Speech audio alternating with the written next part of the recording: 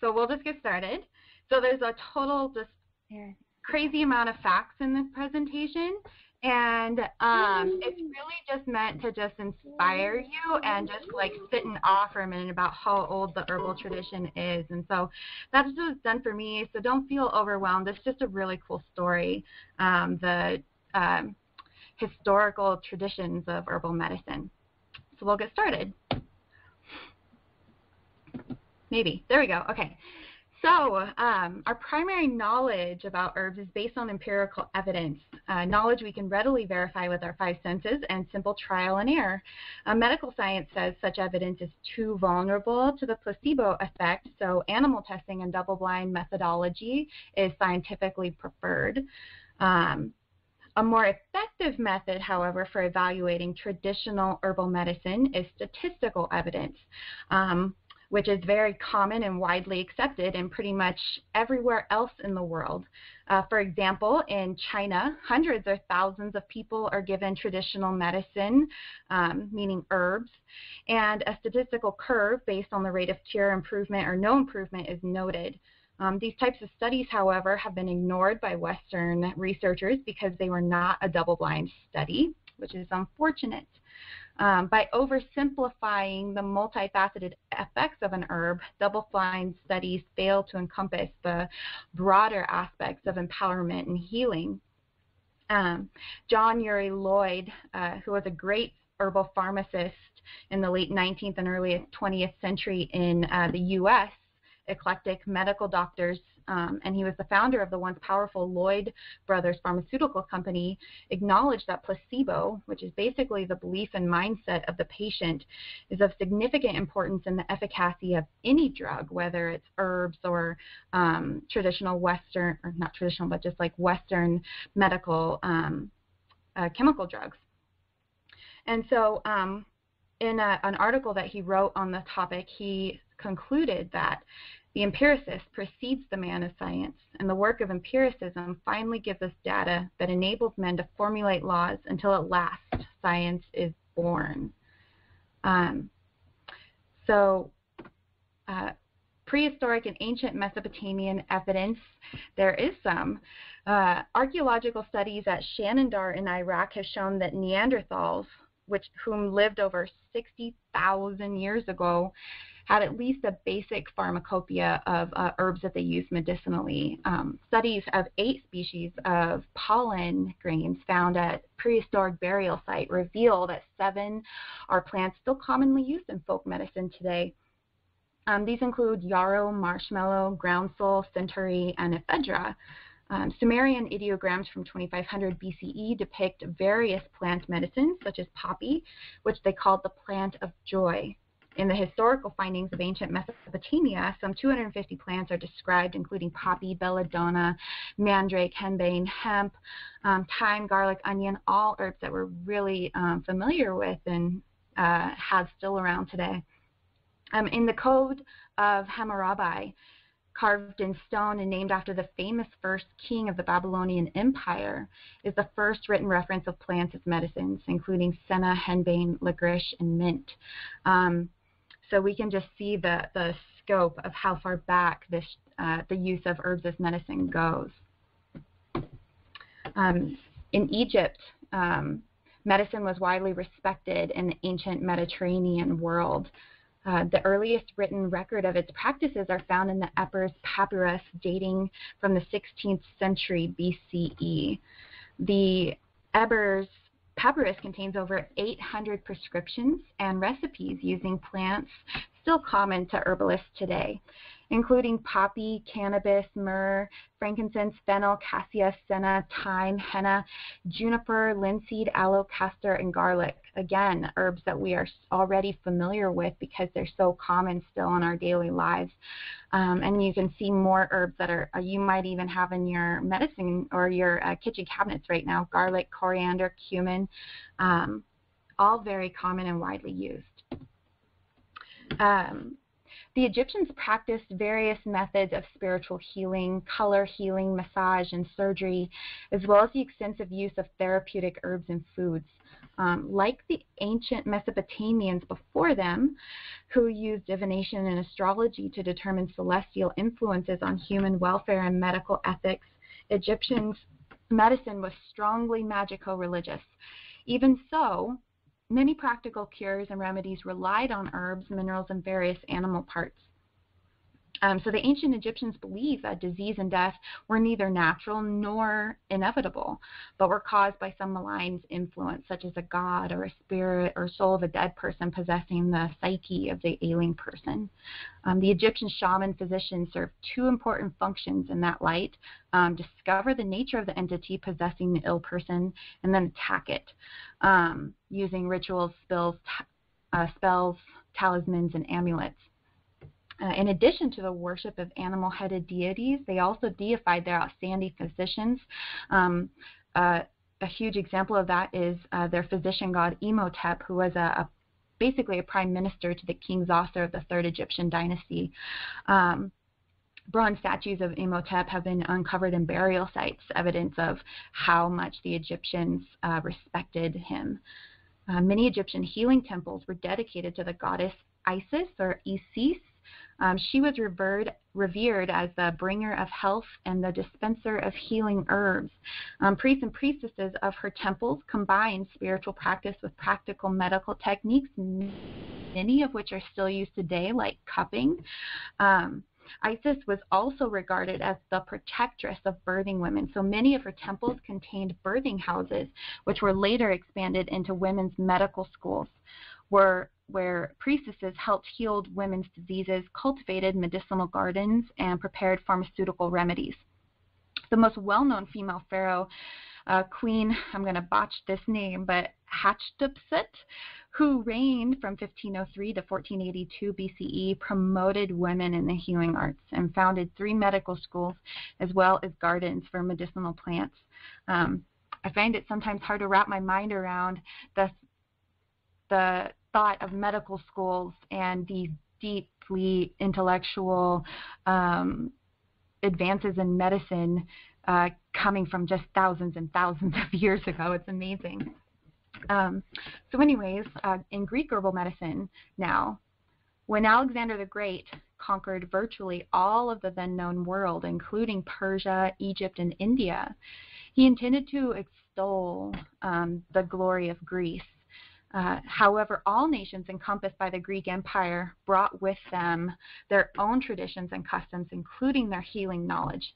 And so rather than squashing everything and spreading the glory of Greece everywhere, which, you know, he still pretty much did, what really happened is that the culture of the new empire incorporated the knowledge and remnants of the old still. And so that old wisdom still remained.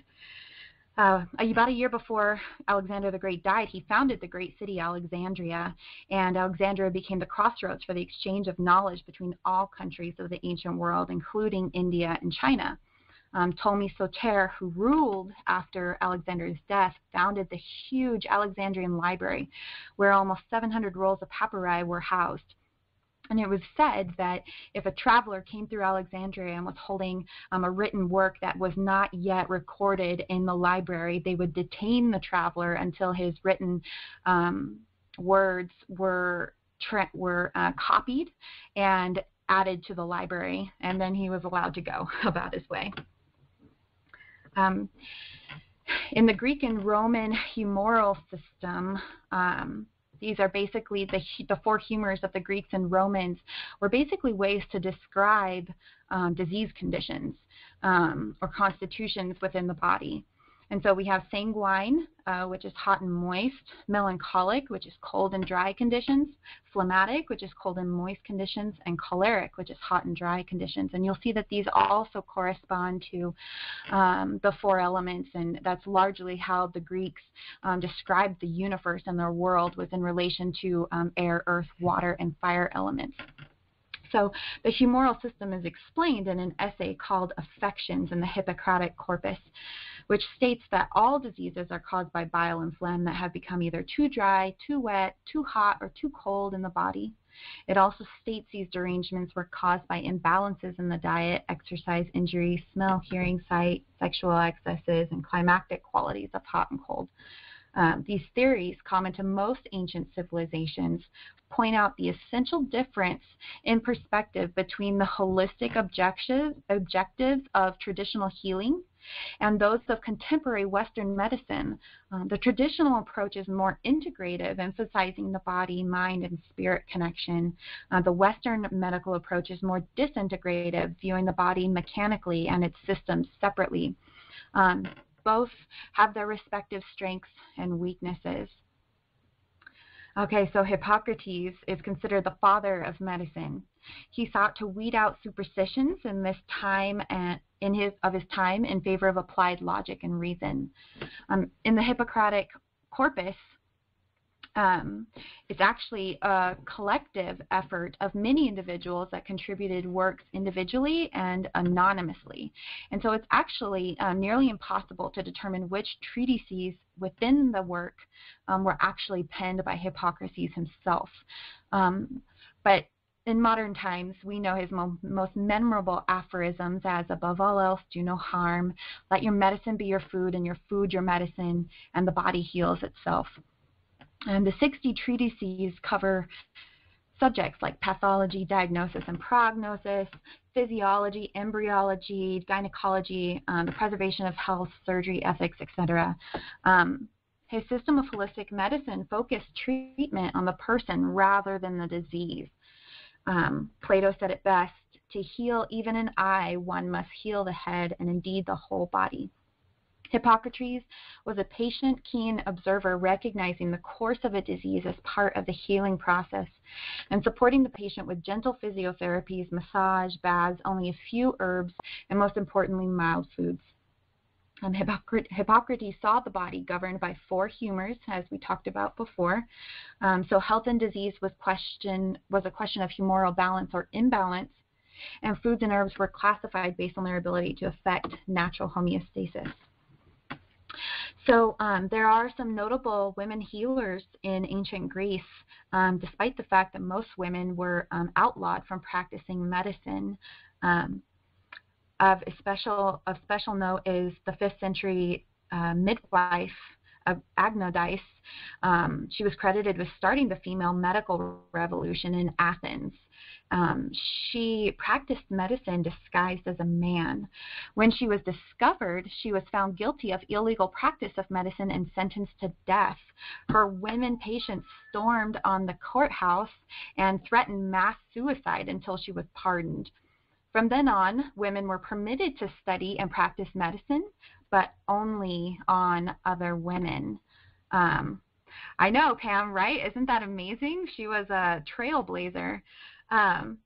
Aspasia, who was another midwife, practiced during the 5th century ACE, the 1st century ACE, and can be seen in a fresco at the University of Athens in the company of Socrates and Plato. And so that right there tells you she was widely revered and respected. She specialized in gynecology and obstetrics with a focus on childbirth and birth control.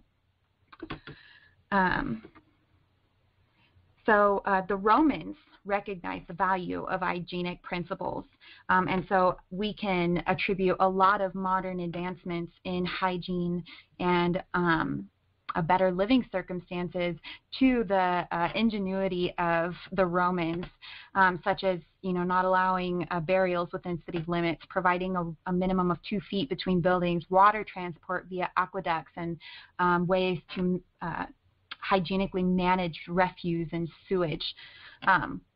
Romans evolved group medicine in the form of hospitals too, especially military hospitals called valetudinaria, which is another word I'm botching.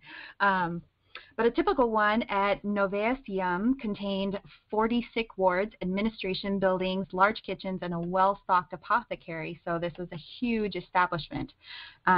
What Romans contributed to organization and medical care, however, they lacked in human sensitivity. Hospitals were operated on a strictly military basis, with physicians actually taking orders from army commanders. Due to Roman lack of sensitivity, Christianity gained significant headway. The evolution of monasticism and a renewed spirit of human compassion was exemplified by the tradition of medicinal herb gardens and pharmacies, which were made available to residents and local people, not just Roman military. So Dioscorides was a first-century physician in Nero's army in Rome and one of the most important medical figures in the area. He traveled extensively throughout Greece, Italy, Germany, Gaul, and Spain, detailing the properties of nearly 600 plants. His definitive herbal De Materia Medica was a compilation of many works from Hippocrates, Theophrastus, Adrius, Niger, and other scientific botanists and herbalists.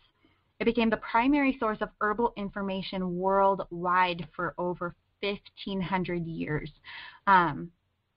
Very in stark contrast to nowadays, where most textbooks get a new edition published every year or two. Approximately 80% of Dioscorides' Materia Medica consists of plant medicines. The remaining 20% is divided into half mineral and half animal. The works follows an organized pattern of one plant per chapter, and the plant descriptions are laid out like this. So there's the plant name with pictures, habitats, botanical description, drug properties, medicinal uses, harmful side effects, quantities, dosages, harvesting, prep, and storage, adulteration, and methods of detection, and finally veterinary usage. The most significant, however, aspect of his work escaped the understanding of scholars for centuries. Instead of grouping plants by botanical families, treatment of specific diseases, or even their flavors and energies, he arranged them by their physiological effects. So things like warming, diuretics, drying, cooling, making thin, dilating, sleep-inducing, causing thirst, decocting, nourishing, hardening, sleep-inducing, which I may have already said. But in doing this, Dioscorides raised herbal medicine beyond that allopathic principle of matching specific herbs to diseases. This showed that herbs don't work the same as, what this tells us, that herbs don't work the same as allopathic chemical medications do. You can't say, take this herb for a headache, like you can say, take Tylenol if you have a headache. But anyways, using this system, he then created a holistic system of diagnosis corresponding to the above physiological actions. During the European Middle Ages, the early Christian church made attempts at suppressing the lay people's practice of herbs and medicine. Only monasteries were allowed to study herbal folklore, further empowering the Christian priests. The large herbal storerooms called officinas gave rise to the Latin officinalis, which we can see in the names of many plants today, like comfrey, which is Symphytum officinalis. The primary advance of the era was founding the many hospitals and university medical schools in response to the devastating plagues that racked Europe in the Middle Ages, including leprosy, the deadly bubonic plague, smallpox, and other infectious diseases that took a massive toll on Europe's population. Many important herbals also emerged from this period. The Herbarium of Apuleius was translated to English. The Leech Book of the Bald, Trotula Major and Trotula Minor, the Herbarius and Ortus Senituus, woodcuts of botanical illustrations, and the Le Grand Herbier of France. Because official medicine was the domain of either church or state during the Middle Ages, folk medicine was relegated to herbalists and healers who practiced unofficial methods associated with pagan religions and which were more affordable to the layperson. Political independence from the church and a renewed interest in the classics fostered scientific, medical, and cultural achievements unparalleled in human history during the European Renaissance. Many of the great herbals were written during this period, including Banque's Herbal, the Great Herbal, Turner's Herbs, Fuchs' Herbal, the Aztec Herbal, Paradisium Solteristis, the Earthly Paradise, Theatrum Botanicum, the Art of Simpling. All these great classics of herbal medicine came out of this time. Of special note is Nicholas Culpeper, whom expounded the doctrine of signatures, which is basically the principle that there's a relationship between plants' appearance and the condition it treats. So like how they say walnuts are nourishing to the brain because the walnut looks like a little brain. Culpeper was loved by the people but hated by his colleagues.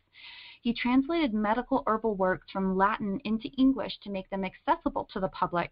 In Culpeper's opinion, the desire of the medical professionals to keep the works in only Latin was an elitist ploy to withhold healing knowledge from the masses and ensure the vested interests of the medical profession. I don't know about you, but it sounds familiar to me. So women have a long history in healing, and up until now it might seem like men kind of dominated medicine and the herbal tradition, but the truth is that we can always assume that women had a very strong role in healing, just with our natural rhythms and our natural role as caretakers of the family and of our children. We can assume that just like many other minority groups, they were simply looked over by the men that were in charge of chronicling the times. And so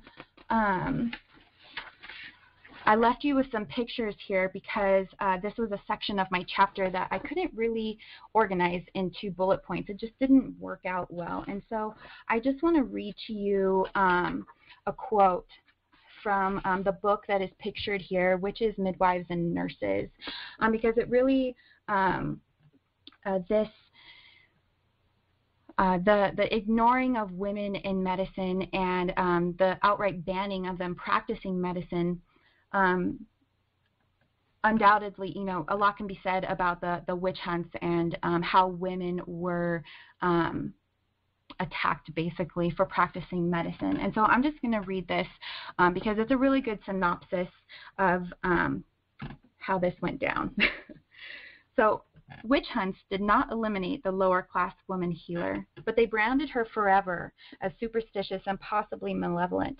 So thoroughly was she discredited among the emerging middle classes that in the 17th and 18th centuries it was possible for male practitioners to make serious inroads into the last preserve of female healing, midwifery.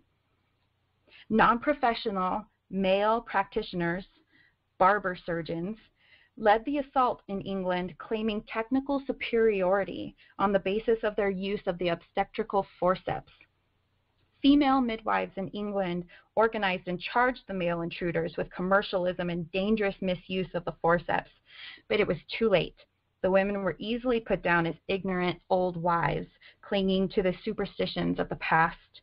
The authors of this book go on to describe the male takeover of healing roles in the 1800s through the early 20th century in all of Europe and the United States. In our own time, we're actually seeing a huge reversal of this oppression in both conventional and herbal and alternative healing. So we're moving in the right direction, and women are reclaiming their position as healers. So the American system of medicine. Herbal medicine was in a dismal state in the U.S. at the start of the 19th century. A general lack of medical knowledge, poor hygiene, and allopathy's adherence to worthless theories and toxic remedies made going to a physician actually quite dangerous. The overuse of bleeding, mercury, arsenic, opium, emetics, and purgatives weakened patients almost as much as the diseases of the day. Samuel Thomson was driven to create an herbal alternative, which became known as Thomsonian medicine. He borrowed heavily from Native American herbal remedies and sweat baths. Thomson's system usually included several courses of steamings, purging with lobelia emetics, and sweating, followed by tonification of the stomachs, the stomach, lungs, and bowels. While unpleasant, while unpleasant in its pronounced activity, this protocol very successfully treated many common scourges of that time, such as typhus, typhoid fever, influenza, yellow fever, diphtheria, measles, whooping cough, and malaria. Worcester Beach, that's a fun name, who was an MD, founded the Reformed Botanic Movement, or also known as the American System of Medicine, to create an effective professional medical system emphasizing an indigenous herbal materia medica. He founded the Botanic College in New York, which later moved to Cincinnati. Eventually, Beach's presence faded in the movement, however, and the movement chose a new name, eclectic medicine. The eclectics introduced many herbs into common use. Purple coneflower, which is echinacea, golden seal root, blue flag, black cohosh, culver's root, gelsemium, wild indigo, and cactus. Lots of those we are familiar with. By the end of the 1850s, the eclectics were flourishing, but by 1865, the eclectic movement was in near collapse due to domestic fighting and declining enrollment in the eclectic medical schools during the Civil War. John Milton Scudder resurrected the movement for a time by creating a unique system of herbal practice, as he called it, that took the best of eclectic medicine, homeopathy, and Rademacher's organ remedies, and a vast empirical evidence or experience. Eventually, reform in the American Medical Association, changing times, and the death of many eclectic giants, including Scudder himself, led to a gradual decline, and the last school of eclectic medicine closed its doors in 1939. We can't really talk about the eclectic medicine movement without talking about this guy. We already talked about him a little bit, John Uri Lloyd. Lloyd was considered one of the greatest, or is considered one of the greatest geniuses of herbal pharmacy. The Lloyd Brothers Pharmacy made it their primary focus to produce the highest quality herbal extracts and other eclectic products to serve the thousands of eclectic doctors throughout the United States. Upon closing of the Lloyd Brothers Pharmacy, a grant was bestowed in perpetuum to maintain an eclectic library in Cincinnati, the site of the last and most important eclectic medical college. The library, as a result of the Lloyd grant, remains open today and continues to be funded. It is the equivalent of the Vatican for any serious herbal student or practitioner in North America. It houses the entire eclectic medical library, as well as some of the most outstanding books on herbalism and botany collected by the Lloyd brothers and donated to the library. So that's on my list of places to visit for sure. So we are at our modern herbal renaissance now, and how the herbal medicine that is being practiced to this day in America came about. So we can attribute modern herbalism in the United States to the 1960s counterculture movement. A distrust of authority, the government, and corporations led people to relocate from cities to rural communes to live cooperatively, sustainably, and independent of the establishment. This lifestyle fostered an interest in herbal medicine and other alternative healing modalities. It was from these communities that the home birth, Ina May Gaskin, anyone? Organic food and ecology movements were born.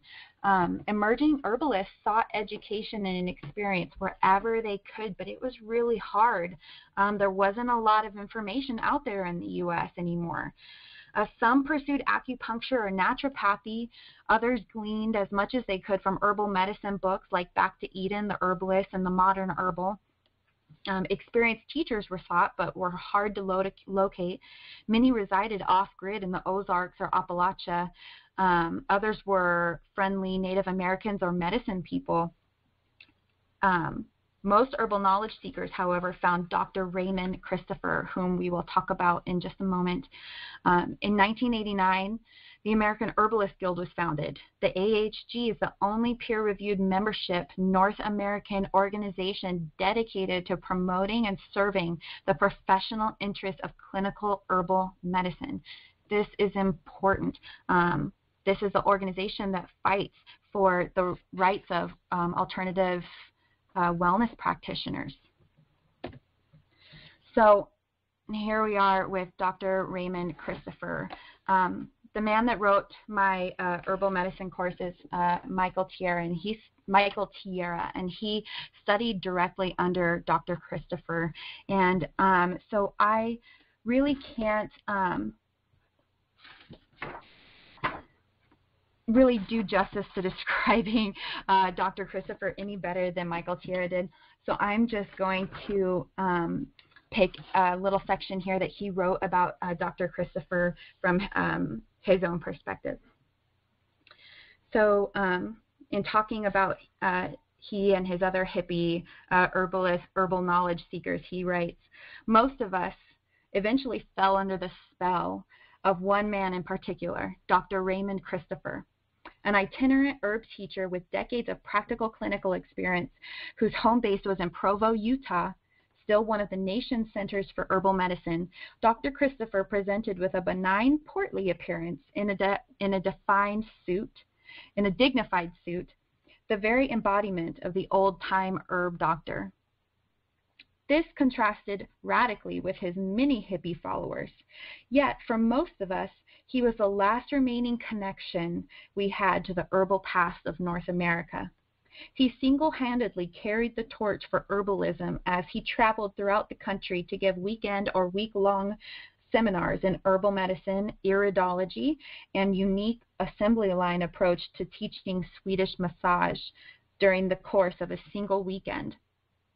Generous of spirit and with insatiable energy and zeal, Dr. Christopher inspired an entire generation of herbalists. As such, he should be respected as a noble role model for all who follow in his past.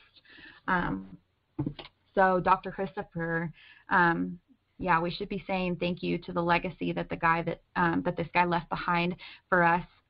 Much of what we know of herbalism in North America is thanks to him. So this is actually where I'm going to leave off our presentation. Next week, I'm going to dive into a little bit more of a history lesson with Chinese herbal medicine and Ayurveda, and I really wanted to isolate that on its own rather than rush through that right now, because the remainder of my herb course is going to center around a lot of the methodology and diagnostic techniques of those two traditions in particular. And so if anyone has any questions, let me know. We can chat, or we can get our cameras back on, or we can say goodnight if you guys are all good. And I have, I think, about 5 or 10 minutes if either of you have questions.